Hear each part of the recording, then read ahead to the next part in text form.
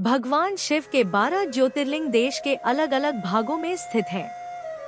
इन्हें 12 ज्योतिर्लिंग के नाम से जाना जाता है।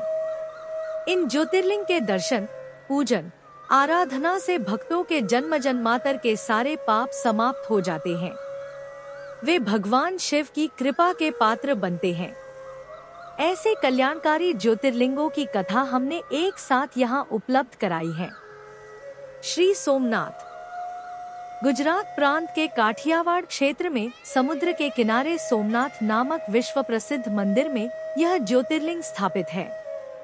पहले यह क्षेत्र प्रभास क्षेत्र के नाम से जाना जाता था। यही भगवान श्री कृष्ण ने जरा नामक व्याध के बाण को निमित्त बनाकर अपनी लीला का संवरण किया था। यहाँ के ज्योतिर्लिंग की कथा का पुराणों में इस प्रकार से वर्णन है। दक्ष प्रजापति की 27 कन्याएं थी।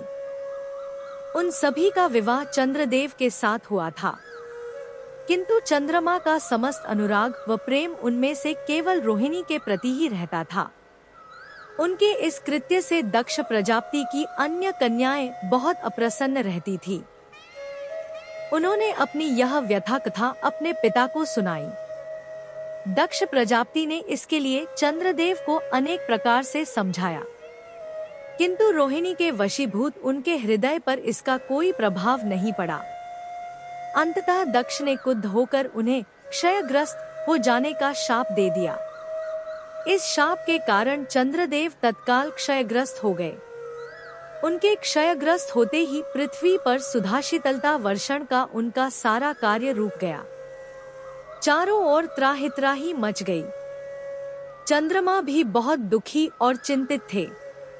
उनकी प्रार्थना सुनकर इंद्रादि देवता तथा वशिष्ठ आदि ऋषिगण उनके उद्धार के लिए पितामह ब्रह्मा जी के पास गए। सारी बातों को सुनकर ब्रह्मा जी ने कहा, चंद्रमा अपने शाप विमोचन के लिए अन्य देवों के साथ पवित्र प्रभास क्षेत्र में जाकर मृत्युंजय भगवान शिव की आराधना करें। उनकी कृपा से अवश्य ही इनका शाप नष्ट हो जाएगा और ये रोगमुक्त हो जाएंगे। उनके कथनानुसार चंद्रदेव ने मृत्युंजय भगवान की आराधना का सारा कार्य पूरा किया। उन्होंने घोर तपस्या करते हुए 10 करोड़ बार मृत्युंजय मंत्र का जप किया। इससे प्रसन्न होकर मृत्युंजय भगवान शिव ने उन्हें अमरत्व का वर प्रदान किया। उन्होंने कहा, चंद्रदेव, तुम शोक न करो। मेरे वर से तुम्हारा शाप मोचन तो होगा ही, साथ ही साथ प्रजापति दक्ष के वचनों की रक्षा भी हो जाएगी। कृष्ण पक्ष में प्रतिदिन तुम्हारी एक एक कला क्षीण होगी, किंतु पुनः शुक्ल पक्ष में उसी क्रम से तुम्हारी एक एक कला बढ़ जाया करेगी। इस प्रकार प्रत्येक पूर्णिमा को तुम्हें पूर्ण चंद्रत्व प्राप्त होता रहेगा। चंद्रमा को मिलने वाले इस वरदान से सारे लोकों के प्राणी प्रसन्न हो उठे। सुधाकर चंद्रदेव पुनः 10 दिशाओं में सुधावर्षण का कार्य पूर्ववत करने लगे। शाप मुक्त होकर चंद्रदेव ने अन्य देवताओं के साथ मिलकर मृत्युंजय भगवान से प्रार्थना की कि आप माता पार्वती जी के साथ सदा के लिए प्राणों के उद्धारार्थ यहाँ निवास करें। भगवान शिव उनकी इस प्रार्थना को स्वीकार करके ज्योतिर्लिंग के रूप में माता पार्वती जी के साथ तभी से यहाँ रहने लगे। पावन प्रभास क्षेत्र में स्थित इस सोमनाथ ज्योतिर्लिंग की महिमा महाभारत, श्रीमद् भागवत तथा स्कंद पुराण आदि में विस्तार से बताई गई है। चंद्रमा का एक नाम सोम भी है। उन्होंने भगवान शिव को ही अपना नाथस्वामी मानकर यहाँ तपस्या की थी। अतः इस ज्योतिर्लिंग को सोमनाथ कहा जाता है। इसके दर्शन, पूजन, आराधना से भक्तों के जन्म जन्मांतर के सारे पाप और दुष्कृत्यु विनष्ट हो जाते हैं। वे भगवान शिव और माता पार्वती की अक्षय कृपा का पात्र बन जाते हैं। मोक्ष का मार्ग उनके लिए सहज ही सुलभ हो जाता है। उनके लौकिक पारलौकिक सारे कृत्य स्वयमेव सफल हो जाते हैं। श्री मल्लिकार्जुन आंध्र प्रदेश में कृष्णा नदी के तट पर दक्षिण का कैलाश कहे जाने वाले श्रीशैल पर्वत पर श्री मल्लिकार्जुन ज्योतिर्लिंग स्थित है। महाभारत, शिव पुराण तथा पद्म पुराण आदि धर्म ग्रंथों में इसकी महिमा और महत्ता का विस्तार से वर्णन किया गया है। पुराणों में इस ज्योतिर्लिंग की कथा इस प्रकार से वर्णन है। एक समय की बात है, भगवान शंकर जी के दोनों पुत्र श्री गणेश और श्री कार्तिकेय स्वामी विवाह के लिए परस्पर झगड़ने लगे। प्रत्येक का आग्रह था कि पहले मेरा विवाह किया जाए। उन्हें लड़ते झगड़ते देखकर भगवान शंकर और मां भवानी ने कहा, तुम लोगों में से जो पहले पूरी पृथ्वी का चक्कर लगाकर यहाँ वापस लौट आएगा उसी का विवाह पहले किया जाएगा।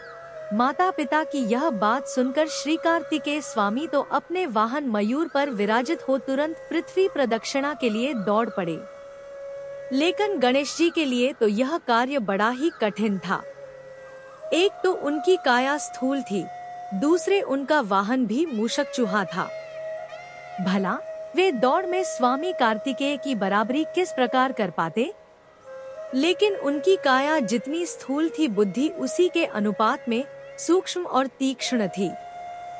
उन्होंने अविलंब पृथ्वी की परिक्रमा का एक सुगम उपाय खोज निकाला। सामने बैठे माता पिता का पूजन करने के पश्चात उनकी 7 प्रदक्षिणाएं करके उन्होंने पृथ्वी प्रदक्षिणा का कार्य पूरा कर लिया। उनका यह कार्य शास्त्रानुमोदित था। पित्रोष्ठ पूजन कृत्वा प्रक्रांति च करोति यः तस्य वै पृथ्वीजन्यं फलम भवति निश्चितम। पूरी पृथ्वी का चक्कर लगाकर स्वामी कार्तिकेय जब तक लौटे तब तक गणेश जी का सिद्धि और बुद्धि नाम वाली 2 कन्याओं के साथ विवाह हो चुका था और उन्हें क्षेम तथा लाभ नामक 2 पुत्र भी प्राप्त हो चुके थे। यह सब देखकर स्वामी कार्तिकेय अत्यंत रुष्ट होकर क्रौंच पर्वत पर चले गए। माता पार्वती वहां उन्हें मनाने पहुंची। पीछे शंकर भगवान वहां पहुंचकर ज्योतिर्लिंग के रूप में प्रकट हुए और तब से मल्लिकार्जुन ज्योतिर्लिंग के नाम से प्रख्यात हुए। इनकी अर्चना सर्वप्रथम मल्लिका पुष्पों से की गई थी। मल्लिकार्जुन नाम पड़ने का यही कारण है। एक दूसरी कथा यह भी कही जाती है, इस शैल पर्वत के निकट किसी समय राजा चंद्रगुप्त की राजधानी थी। किसी विपत्ति विशेष के निवारणार्थ उनकी एक कन्या महल से निकलकर इस पर्वतराज के आश्रम में आकर यहाँ के गोपों के साथ रहने लगी। उस कन्या के पास एक बड़ी ही शुभ लक्षणा सुंदर श्यामा गौ थी। उस गौ का दूध रात में कोई चोरी से दुह ले जाता था। एक दिन संयोगवश उस राजकन्या ने चोर को दूध दुहते देख लिया और क्रुद्ध होकर उस चोर की ओर दौड़ी, किंतु गौ के पास पहुंचकर उसने देखा कि वहां शिवलिंग के अतिरिक्त और कुछ नहीं है। राजकुमारी ने कुछ समय पश्चात उस शिवलिंग पर एक विशाल मंदिर का निर्माण कराया। यही शिवलिंग मल्लिकार्जुन के नाम से प्रसिद्ध है।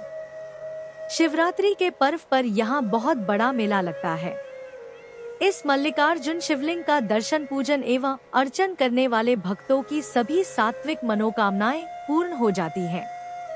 उनकी भगवान शिव के चरणों में स्थिर प्रीति हो जाती है। दैहिक, दैविक, भौतिक सभी प्रकार की बाधाओं से वे मुक्त हो जाते हैं।